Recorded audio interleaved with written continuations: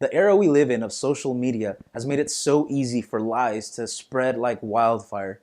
People can make up anything and share articles and post whatever they want, and people will accept it and believe it as if it were gospel truth. In today's passage that we'll be studying from Philippians chapter 1, 7 through 11, we'll be looking at something that Paul calls discernment and why it should matter to you as a Christian. This is the daily devotion where we go through the Bible, studying it so that we can grow in our knowledge of God. And today we're continuing with Philippians 1, verses 7 through 11. So let me go ahead and read it. This is what it says. Indeed, it is right for me to think this way about all of you, because I have you in my heart, and you are all partners with me in grace, both in my imprisonment and in the defense and confirmation of the gospel. For God is my witness, how deeply I miss all of you with the affection of Christ Jesus. Paul here, again writing to the church at Philippi, tells them he misses them. He wishes he could be with them because they have been faithful to him, protecting him, providing for him, and even helping him get the gospel out. Now look at this. Look at what he says in verse 9. And I pray this, that your love will keep on growing in knowledge and every kind of discernment, so that you may approve the things that are superior and may be pure and blameless in the day of Christ, filled with the fruit of righteousness that comes through Jesus Christ to the glory and praise of God.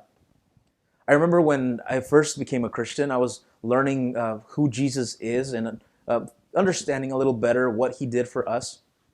I was really looking for a church to get plugged into. And there was a season where this particular religion, the Jehovah's Witnesses, were really coming to my door, knocking every day, talking to me. I didn't have discernment, the ability to decide what's truth and error.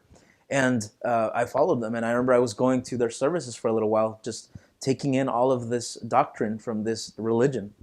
And it was because I wanted to know God more, and I wanted to understand the things of God more. Here, Paul talks about this. He says, because of the love I have for you, church, in Philippi, I pray that you will continue to grow in your knowledge of God. The only way to love God more is to get to know him better. We can't love a God that we don't know, and we can't worship a God that we don't understand. And so God has made it very easy for us to know him through his written word. But the hard part is knowing how to interpret that written word, because there is so much false teaching out there. There's teaching regarding having money, having health, speaking in tongues as a sign of God's love and favor for you. And the Bible actually teaches us that for those of us who are Christians, we are only promised a couple things: tribulation, struggles, suffering, and the fact that we will be with Christ for all eternity.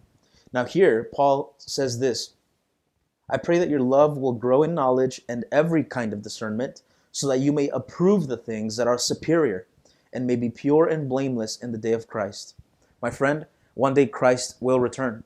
And those of us who are expecting him to return will do so because we've been thinking about him, talking to him through prayer, getting to know him even better through his written word.